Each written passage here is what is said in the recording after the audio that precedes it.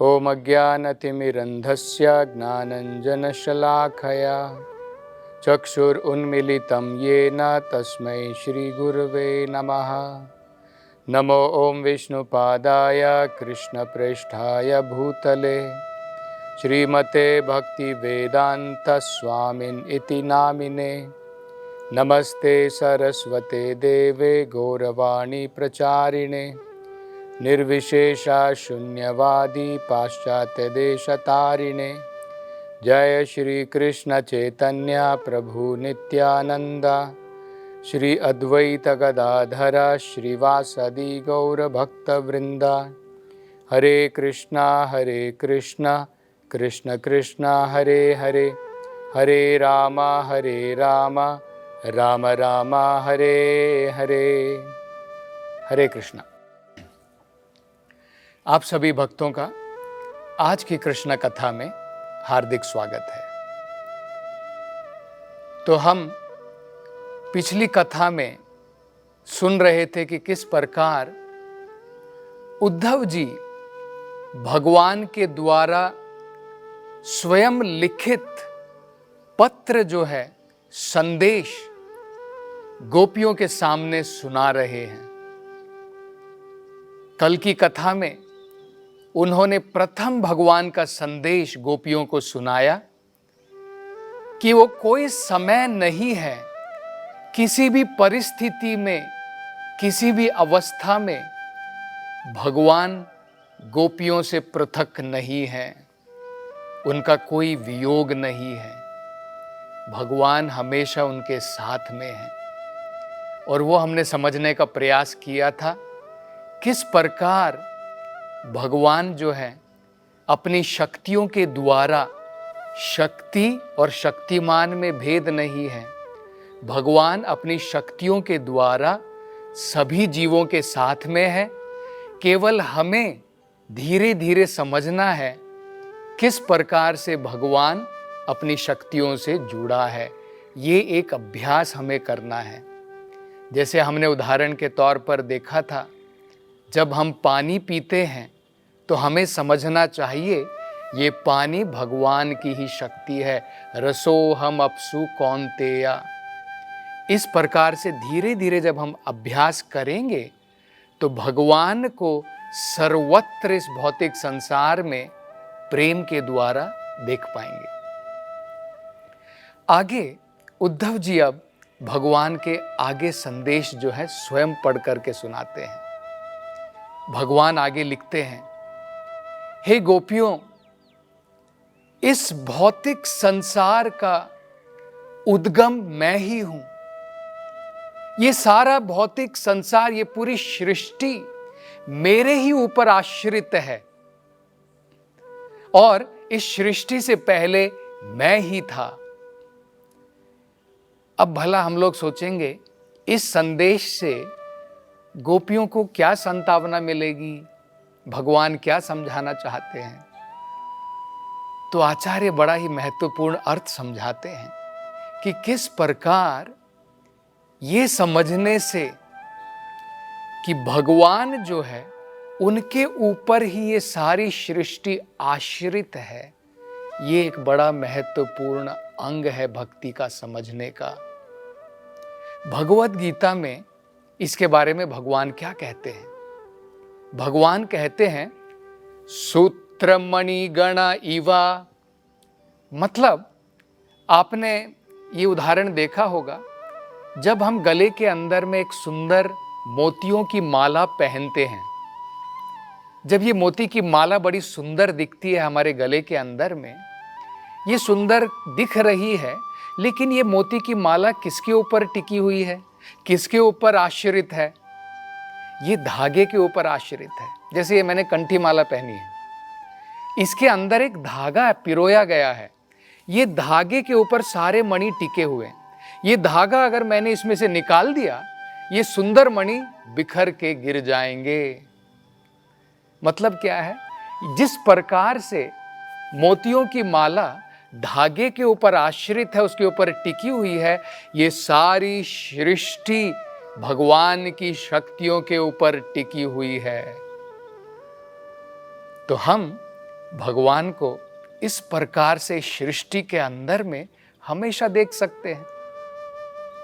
जैसे उदाहरण के तौर पर अगर हम लोग किसी भी सुंदर वस्तु को देखते हैं इस भौतिक संसार में, मान लीजिए आप एक बढ़िया सुंदर पेंटिंग को देखते हैं, एक चित्रकारी किसी जो है पेंटर ने करी है, एक आर्टिस्ट ने करी है।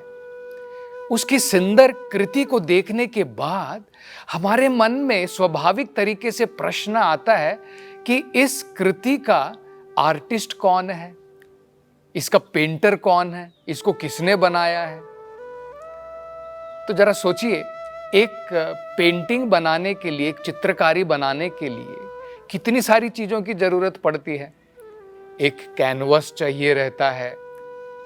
जैसे मैं यहां पर बैठा हूं, मेरे पीछे जो बैकग्राउंड है, जो बैकड्रॉप है, आप उसमें चित्रकारी देख सकते हैं।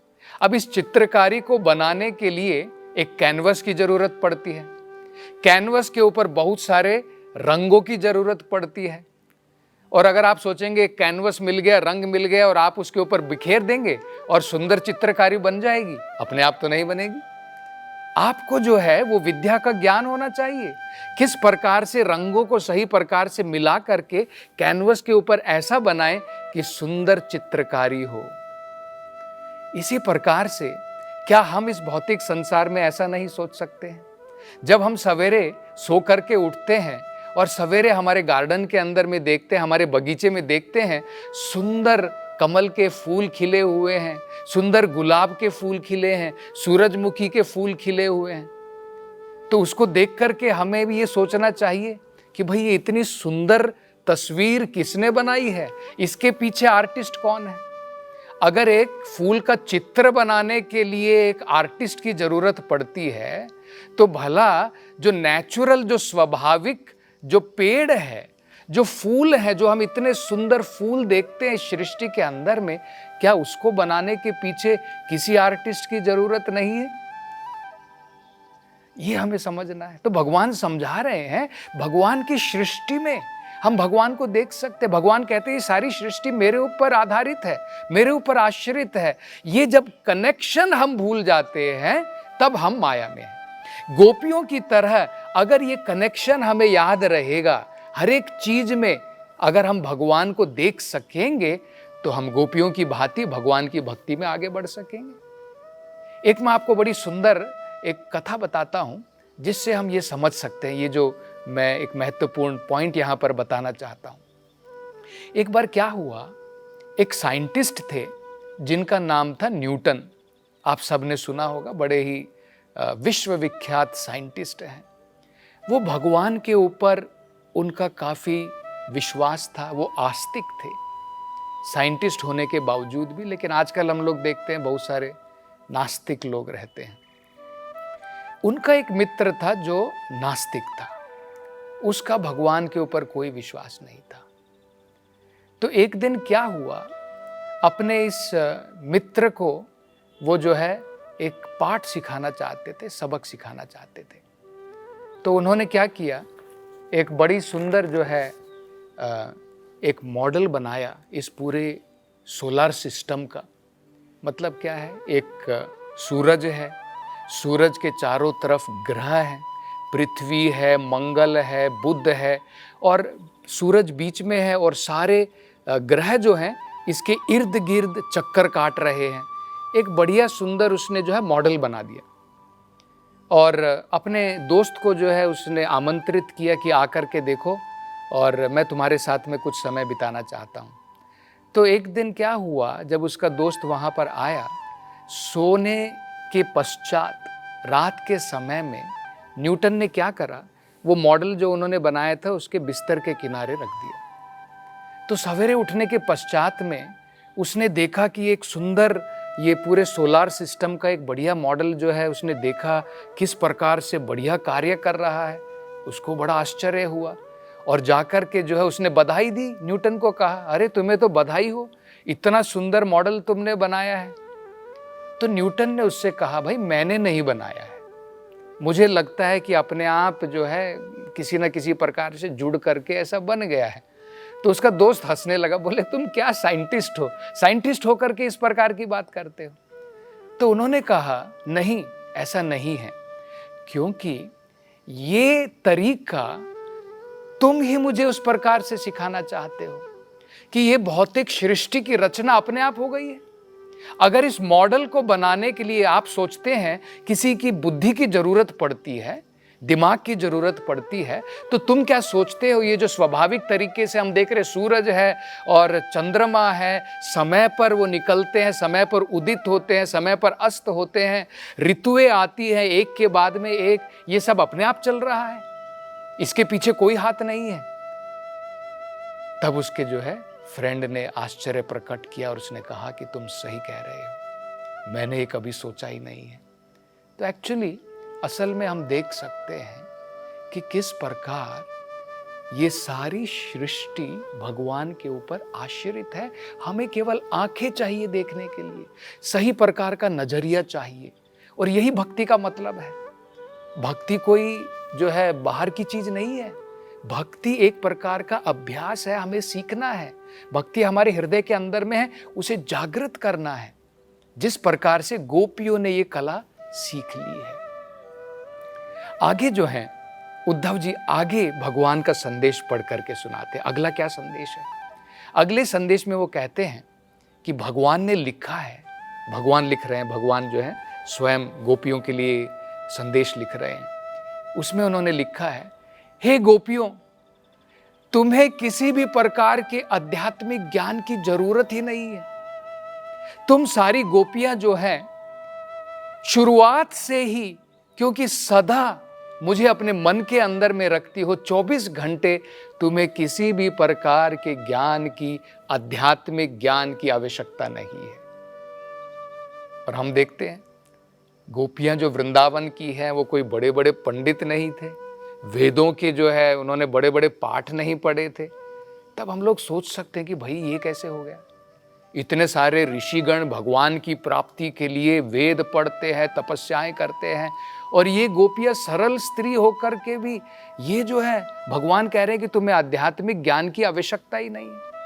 लेकिन हम ये भूल जाते हैं आध्यात्मिक ज्ञान प्राप्ति के बाद ही व्यक्ति गोपियों की स्थिति में आ सकता है। भगवान भगवत गीता में कहते हैं बुध भाव समन्विता। जब व्यक्ति को ये ज्ञान आ जाता है वासुदेवम सर्वम इति, वासुदेव ही सब कुछ है, तो क्या करता है? प्रेम के द्वारा भगवान की भक्ति करता है। मतलब क्या है? ज्ञान धीरे धीरे अगर भक्ति में परिवर्तित नहीं हुआ, वो ज्ञान एक सूखा ज्ञान है। ज्ञान के साथ में धीरे धीरे भक्त के अंदर में भगवान के प्रति भावनाएं आती है। हमने सुना है, वेदों में कहा है, यस्मिन् विज्ञाते सर्व एव विज्ञातम भवन्ति। अगर कृष्ण को हम सही प्रकार से समझ लेते हैं, क्योंकि कृष्ण सारे ज्ञान के स्रोत हैं, यस्मिन् विज्ञाते, कृष्ण को समझने से सर्वम एवं विज्ञातम भवन्ति, जो भी जानने लायक वस्तु है उन सब का ज्ञान हमें हो जाता है। तो अलग से कोई ज्ञान की जरूरत नहीं पड़ती है। सारे ज्ञान के द्वारा हमें भगवत की ही प्राप्ति करनी है, जो गोपियों ने कर ली है। इसलिए भगवान कह रहे हैं। दूसरा क्या है? ज्ञान की जरूरत पड़ती है मुक्ति प्राप्ति के लिए इस भौतिक संसार से। और भगवान का भक्त जो है वो तो इस भौतिक संसार से ऑटोमेटिकली स्वाभाविक तरीके से मुक्त है। मुक्ति जो है भगवान के भक्त के सामने हाथ जोड़ करके पूछ रही है, मैं आपकी सेवा किस प्रकार से करूं। जिस प्रकार से हाई कोर्ट का जज या सुप्रीम कोर्ट का जज ऑटोमेटिकली जो है उसने अपनी लॉयर की जो है सारी प्रैक्टिस करी हुई है, वो तो उसके नीचे आती है। 1000 रुपये के अंदर में 100 रुपये तो ऑटोमेटिकली आ जाता है। इसी प्रकार से अगर हम भगवान की भक्ति में लगे हैं, मुक्ति तो अपने आप आ जाती है। मुक्ति की अलग से कोई ज़रूरत नहीं पड़ती है। ये भी एक बड़ा महत्वपूर्ण संदेश जो है भगवान ने गोपियों के लिए भेजा। आगे भगवान संदेश में बड़ा सुंदर संदेश भेजते हैं। भगवान ये कारण बताते हैं। भगवान कहते हैं कि हे गोपियों, मैं तुम्हारे से अभी अलग क्यों हुआ हूं, मैं दूर क्यों गया हूं। इसका एक बड़ा महत्वपूर्ण कारण है। इसका महत्वपूर्ण कारण ये है कि मैं चाहता हूं कि तुम्हारा प्रेम मेरे प्रति और अत्यधिक बढ़े, और अत्यधिक गाढ़ा हो, और अत्यधिक गूढ़ हो, इसलिए मैं तुम्हारे से दूर चला गया हूं। मतलब भगवान जो है अपने भक्तों के मन को समझते हैं। भगवान जो है एक सरल स्त्री के मन को समझते हैं। वो जानते हैं कि स्त्री अगर उसका प्रेमी उसके पास में रहता है तो वो उसके बारे में इतना नहीं सोचती है, लेकिन अगर उसका प्रेमी उससे अलग हो जाता है 24 घंटे उसके बारे में सोचेगी, उसका प्रेम और अत्यधिक गाढ़ा हो जाएगा। तो भगवान यही चाहते थे कि गोपियों का प्रेम और अत्यधिक गाढ़ा हो, और इसके द्वारा भगवान सभी को ये शिक्षा देना चाहते हैं कि किस प्रकार से, जिस प्रकार से गोपियों का प्रेम भगवान के प्रति अत्यंत गाढ़ा है, इसी प्रकार से हमें भी उनके चरण कमल का, उनका अनुसरण करके धीरे धीरे हमारी भी भक्ति में हमें इस प्रकार से प्रगति करनी है। तो इस प्रकार से उद्धव जी जो है भगवान के संदेश पढ़ रहे हैं, और आगे गोपियां जो हैं इन संदेश को सुन करके कितनी संतुष्ट होती हैं, और वो उत्तर में उद्धव जी से क्या कहती हैं, इसकी चर्चा हम अगली कथा में करेंगे। हरे कृष्णा।